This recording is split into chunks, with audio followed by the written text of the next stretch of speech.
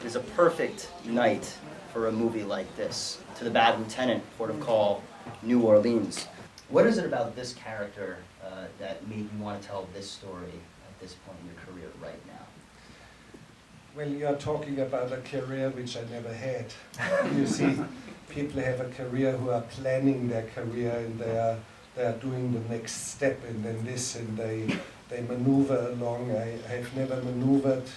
The films came at me out of nowhere, stumbling into me or found me. And how did this one a home find you? invasion, like burglars in the night.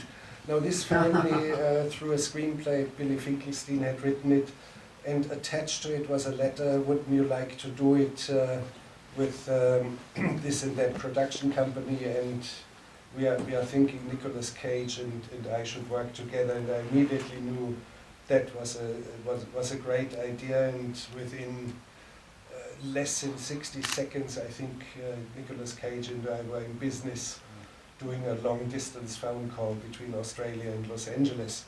So, and the screenplay was immediately clear. This is unusual and totally different from what you normally see in terms of detective stories.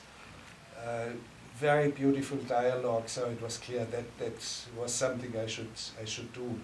And the contract was done with the producers within an evening, and that was that. Speaking of Nicolas Cage, he is a very intense actor, and this role obviously calls for a lot of intensity. Did you find in directing him that there were more times that you had to push him to be more intense or rein him in to kind of calm him down? It really depended. Of course, most of the work was very well organized, scripted, almost like open heart surgery. Only in whispers, no cell phones anywhere, focus on what we were doing.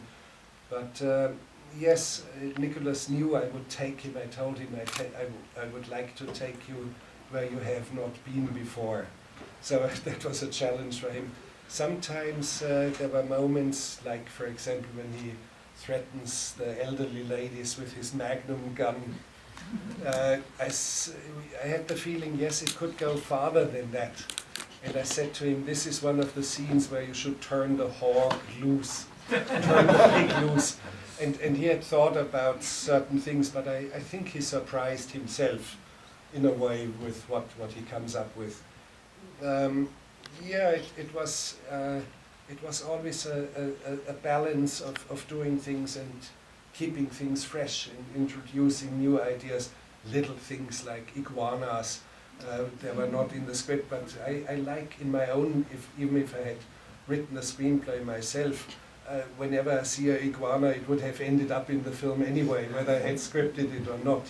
So reining in, it's an interesting thing with this scene with the two elderly ladies. I had the feeling it might be too wild, and asked him to shoot the same sort of dialogue, basically the same action, without pulling the gun.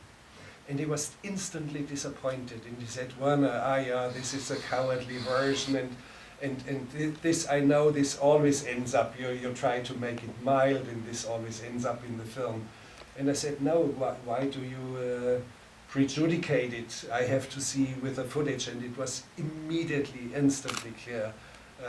The footage where he draws the gun is much better. Your film opens with this amazing set piece of a man in a prison cell on the verge of drowning. Can you tell us a little bit about how you actually brought that to life, and was your actor who was in the prison cell at any point nervous, and what kind of precautions did you have on the set to make sure he wouldn't actually be in trouble? Well, it was a built set. The film at that time was shot about a prison, and this part of the set was still there, and we acquired it for very little money for our film. The snake was harmless. The actor himself kind of was excited about it. However, we brought in some water, and it looked completely clear, and it should look murky. I told the set designer murky and dirty, and so they put in some paint, some dye, But then they found out the dye was toxic. And then they had the idea, how about putting coffee powder, Nescafe or things in it. And then somebody, when they were almost done, somebody said, but the caffeine seeps through the pores of your skin and you can get a heart attack. So what happens is that they filled the entire thing again, 11,000 gallons. And it's all decaffeinated coffee now. So this should be a Guinness World Record. Nobody has ever created 11,000 gallons of decaffeinated water, coffee, sorry. In other words, there were always precautions. I'm always very eager to keep actors out of trouble, out of danger.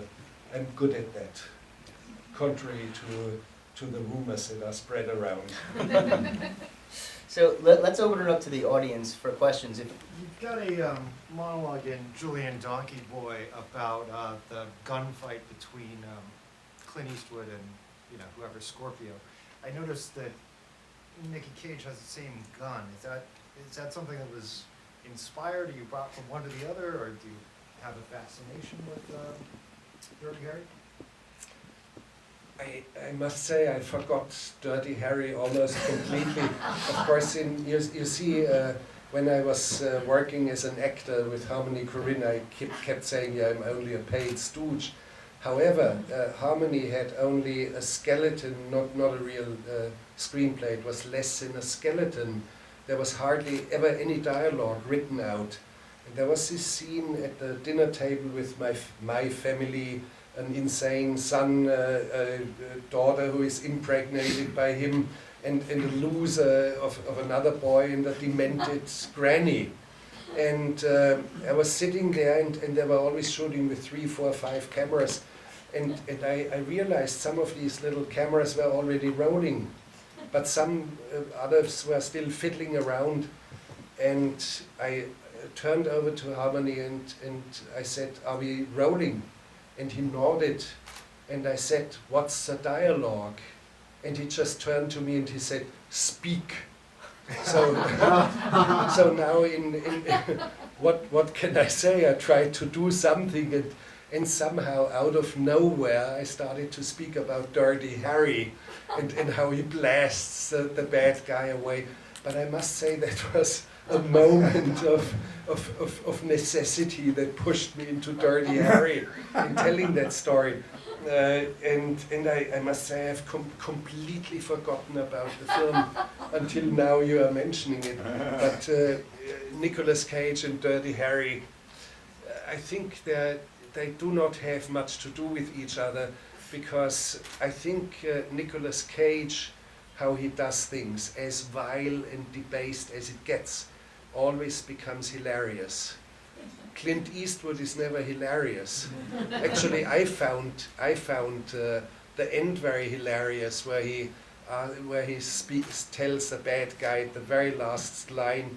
He says, you have to ask yourself one question: am I lucky? Or what was the line? Do you feel lucky? Do you feel lucky?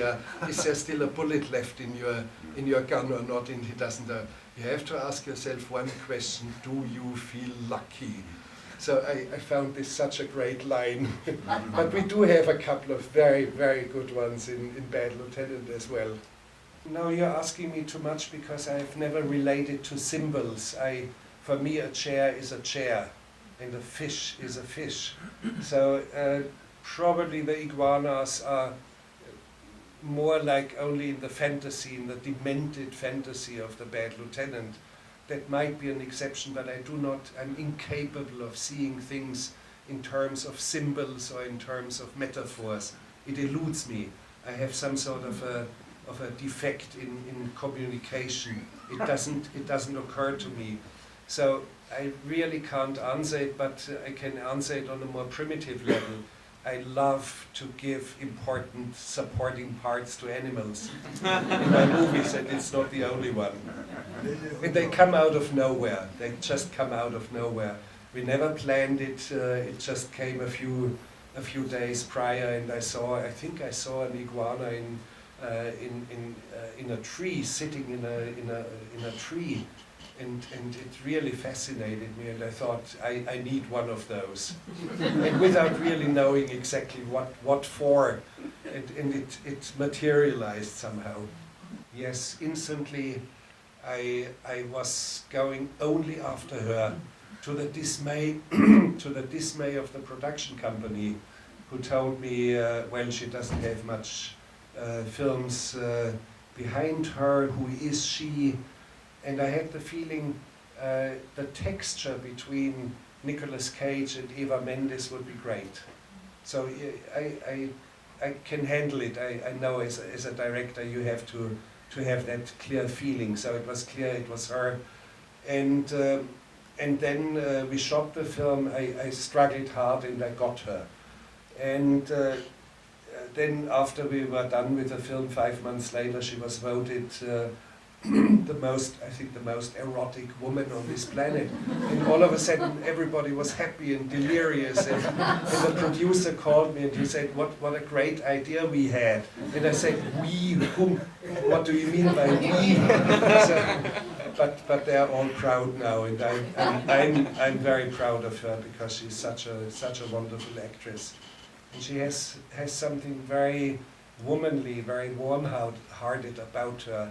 And it comes across, and you can stage with her a real love story, which was not as clearly articulate in the screenplay yet. And I shifted it a little bit into a more significant, real love story. And Nicolas Cage always liked it, and Eva Mendes also was very much for that. We should clear the misunderstandings about Bad Lieutenant, the film that Abel Ferrara made, which had no real relevance to our story or to your story. There was the rights of the title that one of the producers had, hoping to start a franchise, but I think you can explain it easier. You know, there was, at the heart of it, there was a cop who was a junkie. And I think that was what was true about Abel Ferrara's movie, and it's true about this, and that became just a starting point. So there was never any attempt or influence to try to recreate a movie or to use that template. It was more just the idea that there was, in that kind of character, an essential series of contradictions. A cop who wants to do his job but is also a degenerate in numerous different ways.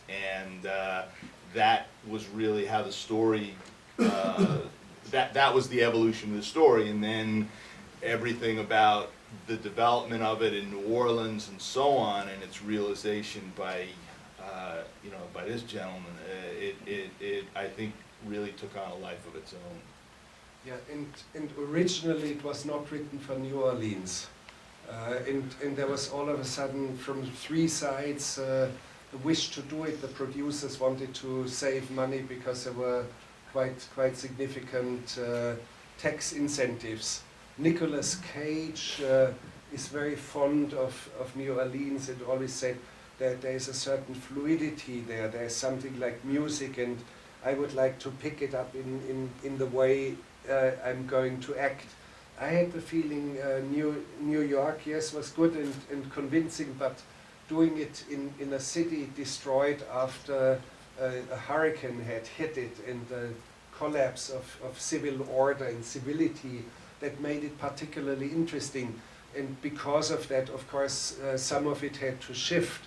The first scene in Billy's screenplay is a scene in a subway station where a suicidal man jumps on the rail and on the tracks of an incoming train. Of course, that couldn't be done anymore in New Orleans because there's no subway.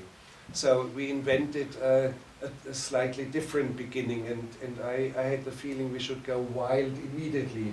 Let's be as vile and debased as it gets right away, just, and never let the audience down from there. This character, especially as he really gets in the thick of it. He's got so many balls that he's juggling in the air. What parallels can you draw between what this character has to deal with and what you as a director have to deal with as far as managing a lot of different things and putting out fires? What kind of correlations can you draw? We shouldn't attempt to correlate too closely with the task of his characters. Sure, I understand what is going on in the heart or in the soul of an actor, and I try to organize. And of course, you have to be the lion tamer of the unforeseeable. And you have to cope with the crazy situations that are coming up. However, the shoot in New Orleans was fairly easy, very concentrated, very focused, and I would only shoot the material I needed for the screen. So no coverage ever, no close-ups, no reverse shot, no this or that, and sometimes we were done shooting at 2, 3, 4 p.m. in the afternoon, never went overtime. Wow. And I delivered the film $2.6 million under budget, Wow. which is unheard of in Hollywood. And who gets that money? The producer keeps it. However, I was smart enough to have a clause in my contract that I would get a bonus if I stayed under budget. So I earned some additional money, which did very good to me. No, but those are all side events, and that's everyday work. What I really remember most fondly is work in New Orleans and with a terrific cast. You see, Nicolas Cage would be no man's land without a very strong supportive cast, and Humphrey Bogart would be no man's land without Ingrid Bergman, for example. So, but it was a very pleasant sort of thing, and I think we came away with a film that really connects to audiences. And I'm utterly pleased, although I was out there, that there was a lot of laughter. Can't get any better for me. Thank you very much. I'd like to say one thing, because the distribution starts fairly small, I mean in very few select theaters. And the threshold is insanely high. If the film does not make, I don't know, at least $25,000 per screen, and on a screen like this you can never make $25,000, you make $2,500. So if it doesn't manage to get beyond this insanely high hurdle, we are dead on arrival. But it's quite often like that. So that's how we know. This is cinema, and releasing a film extremely expensive. So I'm glad that it's out at all in theaters. That's where it belongs. But it's a delicate life. It's a delicate life of a newborn baby, which can become stillborn very quickly if you do not show up. All right.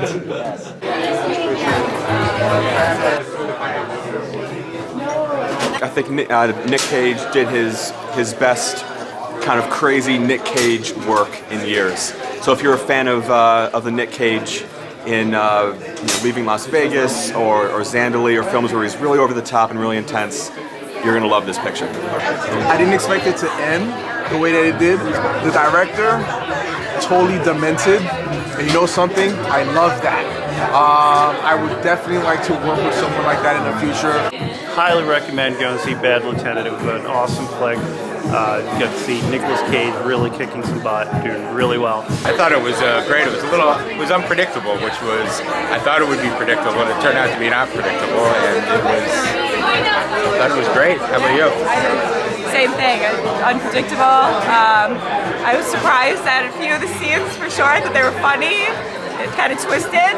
I found it a little awkward to be watching two ladies getting a gun to their head and laughing my ass off during it.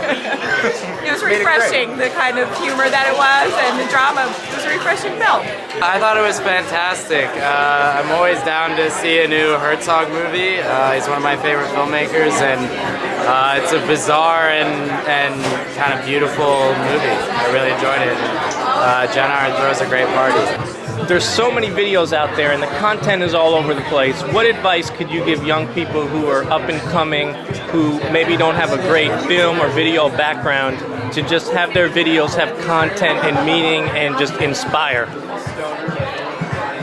Well, the only piece of advice I could have is if you're into filmmaking nowadays, and it used to be the same way before, just have courage to your own dreams, have courage to your own vision, so nothing should deter you.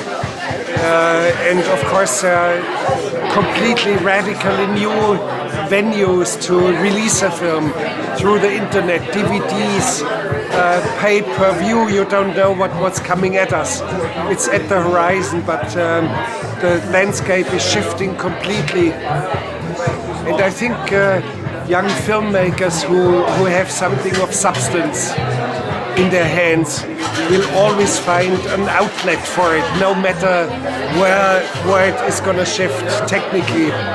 Tell us maybe the future of you online or on Twitter. How are you going to use it? Well, I personally do not participate in Twitter. It's too quick, too shallow, the kind of discourse. I'm always still into real human discourse. I'm probably the last holdout who still doesn't have a cell phone. I want to meet you in person. You see what I mean? Nice to meet you. Yes. And of course, sometimes I do phone calls, but I'm not reachable all the time, which is nice. You have to find me in the lobby of a theater, and you find me. But there are completely new forms of communication out there, whether it be Twitter or blogs or internet communities. We don't know exactly in which direction it will ultimately go, but fantastic possibilities, and we should not ignore them. However, I keep warning, do not lose out of sight human discourse. Should always be human, should always have a certain depth, a certain passion for each other. And you do not find passion on Twitter. It's just twittering and the quick notes floating around. Yeah. I love your documentary, Grizzly Man. I'm making a documentary right now. Have any tips for me? Well, for doing a documentary like Grizzly Man, you do not need any technical tricks. You do not need any fancy stuff. There's a tremendous story out there, and if you have a story, it doesn't matter whether the person is famous or not. If you touch, if you have a deep insight into the human soul somewhere out there, it will touch other people as well. So don't be afraid whether your person is well known or not. So what? Do something where you look deep into the heart of men. Do you believe in UFOs? Do I? Do you believe in UFOs? In what? In UFO. Ah, okay. Do I believe in UFOs? Simple answer, no. And I can answer it with a question as well. Why is it that 3 million Americans had encounters with aliens? And why is it that about 400,000 women had contact with aliens, were even abducted and gang raped? Why is it that most of them are obese, over 350 pounds? And why is it that we have never heard of any such case in Ethiopia? So I answered back with a question. Thanks a lot, appreciate it. Thanks a lot, appreciate it. My name is DavidJr.com.